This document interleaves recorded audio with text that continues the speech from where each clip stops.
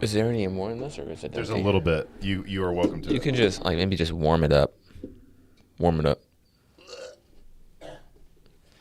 It's hard to pour coffee with all of the tone arms. Hi, everybody. Welcome back to The Extra Mile. I'm Justin. That's the G5. What's up, George? Mitch, man. Yeah. Did you say mischief managed? I said not much, man. But Mischief managed is much mischief better. managed. Yeah, that would have been a lot better. Dang. Head over there in the dark corner. There's Caleb. What's up, Caleb? Hey, He fixed that in post, though. someone the other day said that they just listened to the podcast and they always wonder. They're like, I wonder what Caleb's dark abyss of nothingness looks like. Because every time they talk about it, and I don't see it, so it's just I just imagine what it is. Hole of blackness It's very that Caleb dark. sits. Dark corner. That's the antithesis of Caleb. He's surrounded by dark energy. Yes, But we fixed that in post. Because AI does a lot of stuff for us. Anyway, I hope everybody's having a great week. This cup of Joe is for you. Cheers, everybody. I watched this really cool video of this guy. I guess he's in Utah or Montana, and he's like cowboy friend, and he does cowboy cooking. Cool. And it's a new YouTube guy that I really have been enjoying watching.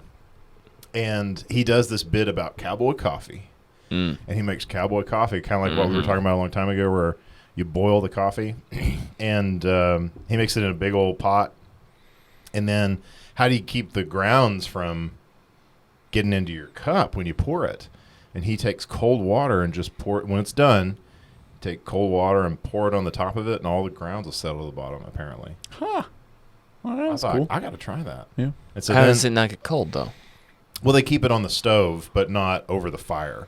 It's like there's a part of the stove that is warm because of convection, but it's not directly over the fire. So it's not like constantly boiling. Yeah. Anyway, so I've enjoyed watching him because Cool. he does a bit about cowboy coffee, and then he does it with Stanley. Stanley has a French press now that they've come out with. Of course they Really? Wow. have. Huh? I said, of course they have. Well, I don't see. That's the thing about Stanley. Stanley's been around since the Like long time. 40s, 50s, Early, 30s, 20s. You know, since the last century. yeah. And so the last century, 1998. But like I remember having a coffee thermos that was a Stanley. That was my granddad's. You know, so like they've been around forever. So I'm glad that they're popular, and all the middle-aged white women are. They're actually losing popularity a little bit. Are they? Yeah, Yeah, they're new kind ones. of out the door right now. Owala. Yep, the Owala. Owala has come in. I just feel like I'm so behind the curve on this. women and Instagram revolve around what water cup is Yep. just in rotation. You know what's sad is that I actually got one of those before it was a thing. Like Really? I found it for A my Walla? sister. Yeah, my sister had one on a vacation. I was like, Yeah. that's interesting. And she was like, yeah, look at this. And she popped the cap. She was like, I can either sip out of the straw or I can drink it like this. And I was like, So many 'cause options. my whole life, it's funny you say that, is revolved around finding the perfect water bottle. And I gotta say, this one was close, but it's still not perfect. Still not? See, because it doesn't fit in my truck cup holder. Oh, it doesn't. No. See, I was thinking about getting one because it seemed just slender enough to do that. But Well, it it's depends not. on the size. I guess I it think mine's depends too on big. on the truck. Yeah, maybe I should get a small one. But you're right. Like, have you seen those videos where they show companies, and it's like a graph, and they show companies go in and out based on time and linear, Yeah. and it's very like linear. They should do that with water cups, and it changes quickly. Not to be a sexist, but women's preference changes. All of our quickly. Yetis that we have, that's in like they're paint cups now. Like we just use them as paint cups. Yeah. And stuff. Yeah. It's multi-purpose. You should see we have a cabinet in our kitchen for water bottles. Really? I'm not kidding. And it's 2 cabinets. Yeah, we have a whole shelf. Because we have a problem. We need to purge. It's Yeah. bad. When Yeah. you go to Costco and they've got like 4 packs of water bottles. You ever seen this? We get them for our kids because the kids are just constantly, a new water bottle, and that's what the kids do. It's exciting. And I literally go to the convenience store and I get a gallon of chilled water for $1.50. Nice. It's delightful. That's what I drink all day. Yep. So I get a new water bottle every other day.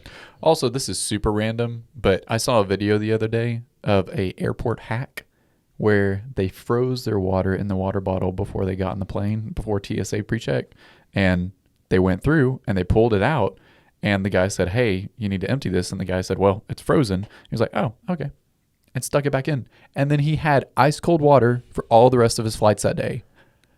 Wow. And I was like, what? I kind of feel like that's not a thing. I feel like it's got to be fake, right? Yeah, that's not a thing. You have 'Cause- to ask your father-in-law. Oh, duh. Yeah, I will. Yeah. Yeah. Yeah. Father-in-law works for TSA. No, he's working at the airport. Oh. Yeah. Yeah. TSA, man, here in Lubbock, they scare me. They are just ruthless. It's like the friendliest city in the world. That's what we say. It's what's on the signs when you drive into Lubbock. But when you fly out, you don't see the most friendliest people. Oh, my goodness. Tiny airports. Yeah, They're either tiny notoriously like overzealous in their check of your bags, or they're like, "Hey, cool. Nothing's Have a getting good one." past us. See, I just found that if you submit to the authorities that's above you, then you don't get any clawback, like 1984 talks about. Yes. The last time I flew, I'm trying to stay G-rated. I wore a knee brace, and I got accosted because of the knee brace, and so they had to like swipe my hands and swipe this, and they put it in a machine, and they're like, "Okay, you're good to go." I don't know. I literally went through and I had nothing in my pockets. Like, you have nothing in your pockets? No. Like, okay, come through. Do the machine. Okay, here's something in your left back pocket. I don't have a left back pocket. I'm wearing sweatpants. That doesn't exist. I'm like, well, we need a check. Yep. Okay. I need to rub the back of my hand along your buttocks, sir. Yep. Back of my hand. And that's what happened. And the back of my hand. It was like, did you feel anything in that pocket that didn't exist? Was it good for you? Yeah. No, we didn't. we found George's trigger is TSA. I just don't want to be touched. I don't want to be left alone. Well, yeah. Yeah. Like, I'm not trying to hurt people. I'm just trying to get on a plane to get It to where I'm seems going. unconstitutional. Anyway. I think this is not the first time we've talked about TSA and villainized them. We need to move on. We want to pray for the people. TSA We agents. love everyone. We want to practice the love that we preach. It's okay to vent, I think. It's okay. I love everyone at TSA. I love them all. Except for Jeff, It's fine. Fine. who got a little too handsy. He's just doing his job. They get a badge. Yeah. It's the same thing with, like, I got a speeding ticket the other day. And it's the first one I've ever gotten. Are you serious? I was taking Samuel to school, and then there was this host of people driving, and so either, and I'm in a cluster of like 12 cars, and so either I slam on the brakes and let these 7 people by me, or I speed up and get past these 2 and then make my turn.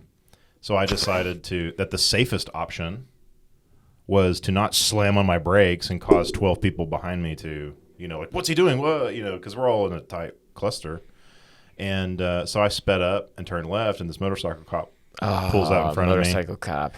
Yeah, And- that's the worst. Well, it was an interesting exchange. Guaranteed ticket.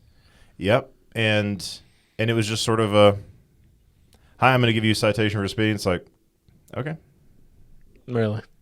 And I don't know if y'all have seen the show Reacher, but at least I saw a little short on it. My wife likes it, and he gets arrested. The character does, and he is read his Miranda rights, and he says nothing the entire time he's being processed and arraigned and stuff like that. And I'm like, that's absolutely what you should do if you're ever arrested. Like, you have the right to remain silent. Really? Yeah. Well, I got pulled over the other day. Yeah. Oh, really? Yeah. They're just getting Did you everyone. get a ticket? No, it was on a road trip to Brenham for a wedding, and Brenham. long story short, Isn't the Bluebell Creamery in Brenham? It's close to there. Actually, it is in Brenham. There's a dealer's electric supply right across the street from there. That's why you got a warning. 'Cause they're happier there. Yeah, Yeah, but it wasn't even in when Brenham. they killed 5 people with their Oh. virus outbreak. Oh, Okay. yeah. I Anyway. don't know why people like Bluebell. It's like they murdered people. I love Bluebell. But But go ahead. They murdered people. Anyway, we were in a really small town, and they were doing major construction in downtown. I missed my turn. And then the detour, I thought both lanes were saying that you could turn to the left. And right before then, too, there was a crosswalk and a lady was about to cross. So I stopped where the sign said stop for the crosswalk. And there was a cop right behind me. And I saw him. And so I was trying to be overly cautious because, you know, when you see somebody in the back, you're like, okay, I need to make sure I'm not doing anything wrong. And when I stopped for the crosswalk, he honked at me. And so I waved at him. And then when we pulled out, obviously that was not a turn lane. There was a stop and you could either go left or right. And I was in the right lane. I turned left and he pulled me over. And I mean, it was dumb. I should have just turned right, but I didn't know where to go. So he pulled me over and immediately, I feel like this is the same thing for almost anybody that gets pulled over. You get that kind of like gut feeling where you're like, oh, this is not good. This is the worst. You're trying to remember, like, put your hands on the steering wheel and all these different things. And I rolled the window down and he asked me first. He was like, you know, license and registration or whatever. And he said, you did a couple things. And I apologized. I said, I know I should not have turned. He's like, yeah, but right before then you stopped pretty hard for that crosswalk. And I apologized again. I said, I saw the lady crossing. And so it became a little bit of a back and forth. And I was trying not to get frustrated, but at the same time too, like, he is the authority in this situation. And we've been talking a lot in the class about submitting to authority and also people that have responsibility and serve others and other things like that. And this guy, obviously in this situation, he is the authority. And no matter what I say, he has control over whatever is about to happen. So I was trying to be patient and kind, but at the same time, I was getting really frustrated too, because one, I knew I broke the law whenever I turned left. Like, that was the mistake. But when he brought up the crosswalk part, I was like, breathe, because it's fine. I was just trying to do what was right, but he said that it was something different. And so, I don't know. It was just, after that, me and Julie talked a lot about that, because the whole time she was just trying to be encouraging to the police officer, smiling and nodding and saying, you know, whatever he said was right. And trying to make sure that he knew that we made a mistake and that we were acknowledging that. So all that to say, like, I didn't get a ticket. I didn't even get a warning. He just let me go. I don't know if it was because we were going to Brenham for a wedding, because I told him that. He asked, but it was just after the fact, I had to like wind down because I was so frustrated in the moment. But then the more that we were talking about and thinking about it, it was like, you know what, like, in that situation and in like any life situation, there's always going to be somebody that you're submitting to. Obviously, the biblical context here is God. You're always going to be submitting to that authority. So it was just, I was trying to tie in a biblical concept there to police officers been way worse getting pulled over. But yeah, it could have been a lot worse. But I feel like that living your life for Christ, also continuing to submit that authority, you shouldn't get that gut feeling. You shouldn't get that gut feeling when a police officer pulls you over either, because if you know what you did is wrong, then like you just have to admit that and accept the consequences. And so similar to that in our own lives, like if we know what we did was wrong, we're going to have to submit and accept the consequences. I mean, I could go on and tell you about my encounters, but I think that's pretty good. I mean, I think this is a really good example of this is faith in practice. Yeah, it doesn't feel good. And I think that a lot of that anxiety, especially with traffic violations, is, you know, whether they're fair or not, or whether they were right or not. The whole point is that how many times do you speed or do something and don't get caught, perhaps, especially if you drive a lot. But then when it's all said and done, so like I got the ticket, and then the due process would be, you know, okay, thank you. Make sure the kiddo gets to school on time, which he actually was on time. And then I went downtown and I went to the court and am doing defensive driving. I actually am enjoying the course. Because I've thought about that before. It's like, what? Do you not like it? I had to do that, and I hated I love the course. Like, I'm enjoying the course. I was so mad. I was actually, it was more mad doing the course. So there you go. This is a good example of someone actually being a Christian. Do you not think about like when you're driving and you go, huh? Okay, so for instance, you turned left at the stop sign. probably because in Lubbock, almost every intersection has double turn lanes. Yeah. And when I was in Houston a few weeks ago driving, they have double right turn lanes. Oh, interesting. Which is... There's only one here. There's only one it's here. At Frankfurt, and I've almost smashed people there. It's a little... It's tough. the worst intersection. It is. But that's the thing is in Houston, almost every... And I'm Really? talking like entrances onto the highways are Yeah. double right turn lanes. Yeah. I mean, because you have millions of people, I guess, that Sure, you have makes sense. to move on the roads. So it really depends on where you are. Mm-hmm. I think it's a very easy defense in Brenham, Texas, to be like, well, we don't do that here. It wasn't even in Brenham. It was Podunk nowhere. Temple. Well, that's... Even luckier Temple. because people. Yeah. That's how they make their money. There's good people in There's Temple. people There are. driving by and Well, and so, for instance, I was meeting my parents in Abilene because it's kind of a halfway point to just kind of drop the kids off for a visit. And so we were meeting in Abilene at a Raising Cane's and exit the highway and then double left turn lane, right? Nope, not a double left turn lane. Only the left lane turns left, Yeah. the center lane goes straight, and the right lane turns right. And I realized it none too late. And so I hit my blinker and kind of maneuvered back into the left turn lane because I'm like, what kind of a backwards city is this that they don't have double left turn lanes, turning? And I made the guy behind me really mad. Yeah. And he was honking and he was showing certain fingers at me. And it's sort of like, guy, you didn't have to slam your brakes on. I just maneuvered in front of you. Ugh. There's a lot of, and I understand that driving's frustrating for a lot of people. Especially when you get a ticket. But I've often thought, I wish I could go back to driver's ed and just sort of like ask my driving instructor those 2 or 3 questions, sort of like, wait, is it illegal to change lanes in an intersection? Did they change that? Stuff like that. Yeah. So I've been enjoying the defensive driving course. interesting. It was also the course that I'm doing is it was, I think, made in 2002. So literally, it's very nostalgic for me to go back to. It's like, oh, I remember we used to have hair like that, and the cars that I'm looking about, watching are the cars that were around when I started driving. So it's kind of nice. I like it. I think it's fine. And then I got to say like it's coming off my driver record. So.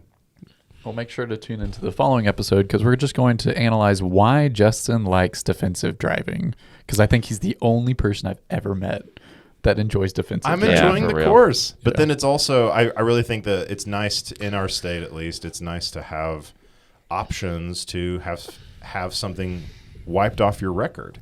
Yeah, it's a very positive outlook on that. I just see it as What? a waste of my time. What are you talking about? It's like I sped, and I'm not a horrible person. Get Wouldn't it over be fantastic if you were just like, so that's the other thing that we don't necessarily need to talk about, but the anxiety that I get from police officers with the red and blue lights, especially when they have to Oh interdict my me. goodness, yes. I literally and the anxiety that comes up is because it's going to hit my pocketbook. Because like $250 is a lot of money.